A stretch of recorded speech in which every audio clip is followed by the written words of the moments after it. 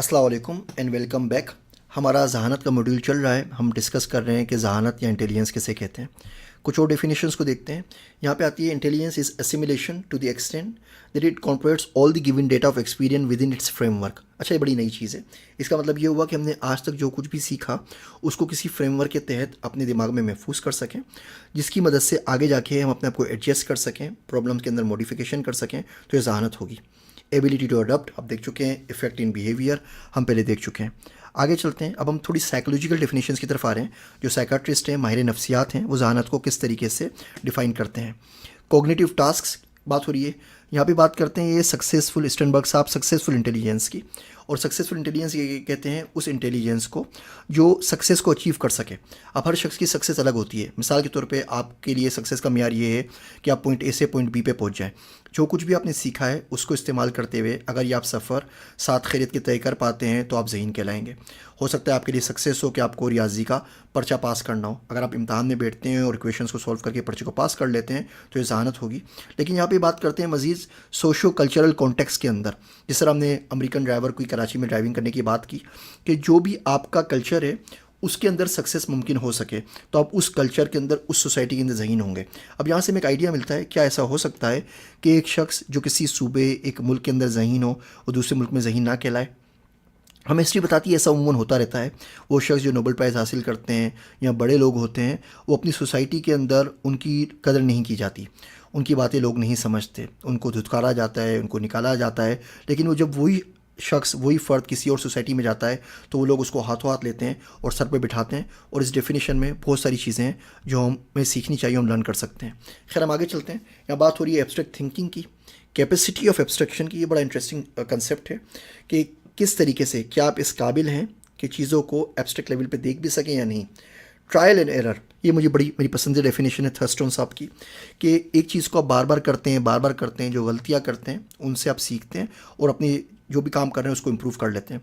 इसको computer science में AI की टर्म के अंदर हम रीइंफोर्समेंट लर्निंग कहते हैं। तो जब हम रीइंफोर्समेंट लर्निंग को पढ़ेंगे तो हम इस डेफिनेशन की तरफ वापस आएंगे कि ट्रायल एंड एरर किस तरीके से हमें ज़हीन बनने में मदद करती है। आगे चलते हैं।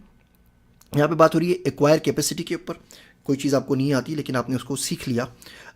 कंप्लीटली और एक्यूरेटली नोन इन मेन, तमाम इन्फॉर्मेशन, तमाम फंक्शंस। अब ये बड़ी वास्ट किस्म की डेफिनेशन है जिसको सही तरीके से, जिसका इतलाक़ मुमकिन ही नहीं है कि एक बंदे को किसी इंसान के बारे में तमाम चीज़ें पता हों।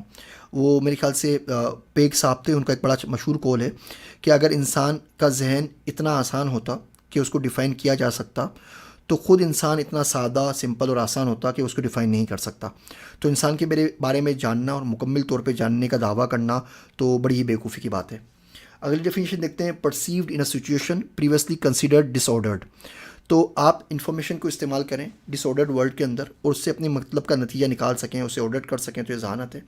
थिंक रेशनली, हम इसके ऊपर मेरे बात कर चुके हैं कि दलाइल, डेटा के हिसाब से आप सोच सकें। आप सिर्फ इमोशनली ना सोचें, गट्स फीलिंग पे ना सोचें, बल्कि देखें कि दुनिया क्या कह रही है, कराइन आपको क्या बताते हैं और उसके हिसाब से आप किसी चीज़ के ऊपर कोई भी फैसला कर सकें। एक स्लाइड और देखते हैं। एक्ट अप्रोप्रिएटली इन अनसर्टेन इन्वायरमेंट, ऐसी जगह जहाँ के ऊपर आपकी इन्वायरमेंट जो हो वो थोड़ी सी अनप्रेडिक्टेबल भी हो, अनसर्टेन भी हो और उसमें आप अपने आप के फ़ायदे की बात कर सकें। अडप्टिव बिहेवियर हम देख चुके हैं। अगली डेफिनेशन में बताती है कि ज़हानत में 7 चीज़ें होनी चाहिए। डिफ़िकल्टी यानी कि मुश्किल हो, इसका मतलब ये अगर कोई आपकी ज़िंदगी में आसानी है, आप आराम से ज़िंदा रह रहे हैं तो ये शख्स आपको शायद ज़हीन ना माने।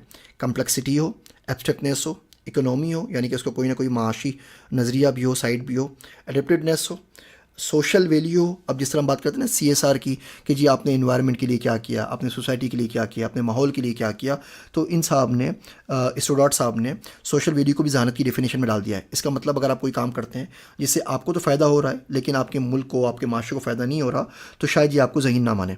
एंड इमरजेंस ऑफ ओरिजिनल्स यानी कि आप अपने ओरिजिनल आइडियाज़ के ऊपर काम कर रहे हैं, एक नई थिंकिंग लेके आ रहे हैं, एक नया सोल्यूशन लेके आ रहे हैं, तो ये तमाम ज़हानत की मिसालें हैं। इस बात को इंशाल्लाह ताला ज़हानत को हम आगे मॉड्यूल के अंदर अपने अगले लेक्चर के अंदर आगे बढ़ाते हैं।